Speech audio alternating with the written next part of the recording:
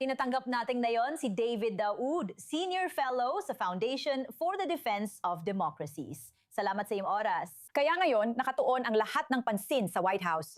Sasalubungin ni Pangulong Donald Trump ang mga embahador ng Israel at Lebanon bago ang ikalawang harapang pagpupulong ng dalawang bansa. Nagaganapin sa White House ayon kay Mike kanina. Tiyak na inuuna ito ng administrasyong Trump. Nais ng US na ituloy ang momentum mula sa makasaysayang unang pagpupulong noong nakaraang linggo. Ano ang iyong pananaw? Ano ang masasabi mo tungkol sa pagbabago ng lugar at sa katotohanang ang Pangulo na ngayon ang nasa sentro ng mga kaganapang ito? Salamat sa pag-imbita sa akin. Sa tingin ko, nitong nakaraang linggo o higit pa, sinubukan ni Pangulong Trump na gamitin ang lakas at bigat ng kanyang personalidad upang isulong ang usapang tigil putukan at ang bilateral na pag-uusap sa pagitan ng panig ng Israel at Lebanon. Tandaan na sinabi niyang mag-uusap sa telepono sina Pangulong On at punong Ministro Netanyahu kinabukasan. Ngunit hindi ito natuloy. Sinundan pa ito ng isa pang pahayag ni Pangulong Trump na magkikita raw sina Pangulong On at punong Ministro Netanyahu sa White House. Marin itong itinanggi ng Lebanon kabilang na yung araw mula kay kalihim ng impormasyon Paul Morcos. At ngayon, direktang pumapasok na si Pangulong Trump sa usapan. Hindi ko iniisip na para lang ito sa photo op. Sa tingin ko, sinusubukan niyang ipailalim ang Lebanon at Israel sa bigat at lakas ng kanyang personalidad. Parang sinasabi niyang siya mismo ang gumagabay para makuha ang pinakakapakinabang na resulta para sa Estados Unidos na gusto makita ni Pangulong Trump.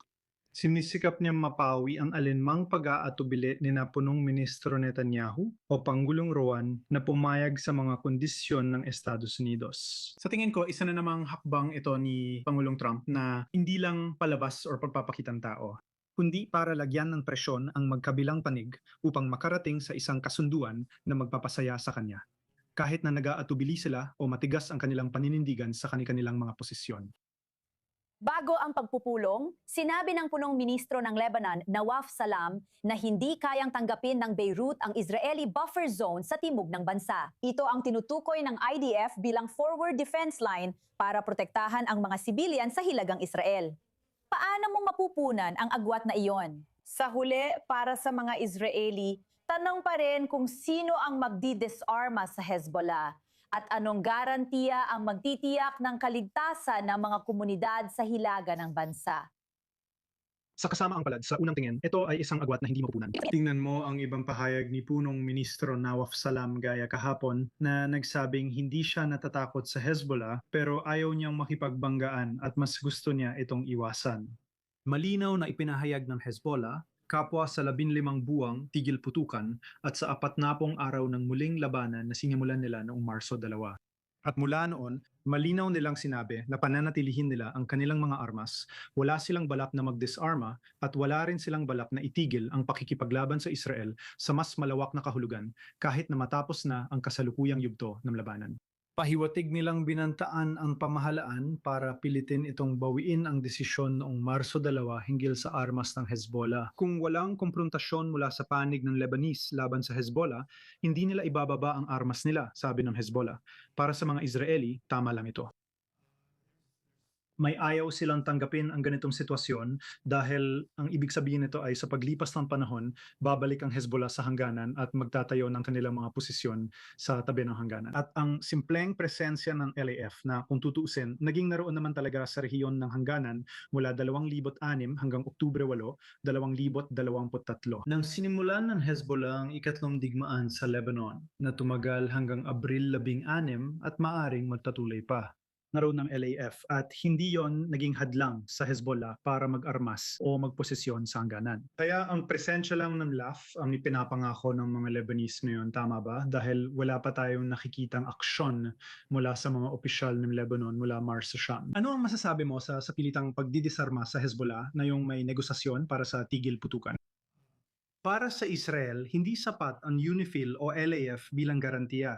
Natutunan ng mga Israeli na umasa sa sarili nila. Sa palagay ko, gusto ng mga karaniwang Israeli sa hilaga na huwag makakita ng watawat ng Hezbollah o mga nagbabantang banner na may maling Hebreo.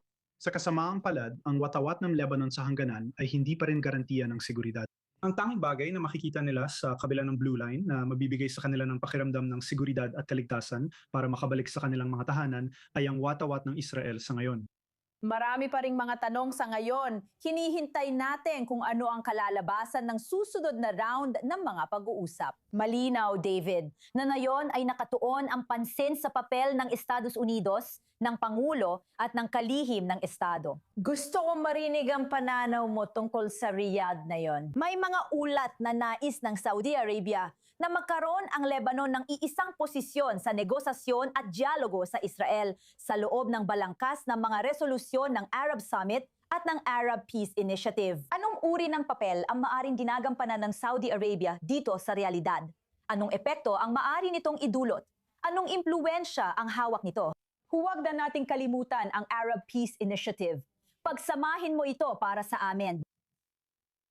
Well, hindi na ito bago mula sa panig ng Lebanon. Ibig kong sabihin kahit si punong ministro Nawaf Salam ay nagsabi na ang pakikipagpayapaan sa Israel, alam mo, ang posisyon ng Lebanon dyan ay nananatili sa Arab Peace Initiative at mananatili itong kolektibong kapayapaan na hindi lalabas ang Lebanon sa unahan para mag-normalize o makipag-ugnayan sa Israel.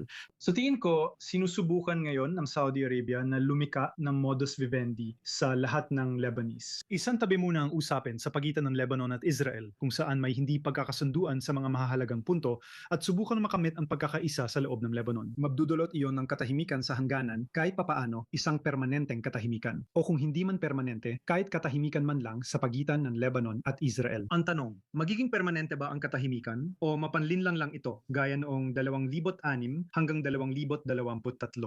Ngayon, kung anong impluwensya ang meron ng Saudi Arabia, sa tingin ko ay sinusubukan nilang mabawi ang kanilang impluwensya. Tandaan na ang Saudi Arabia ay umiwas na sa politika sa loob ng Lebanon noong 2016 na makita nila na ang dati nilang kaalyado, ang pamilya Haviri, nung panahong yon, si Saad Hariri, ang punong ministro, ay hindi na kayang isulong ang interes ng Saudi o kontrahin ang Hezbollah.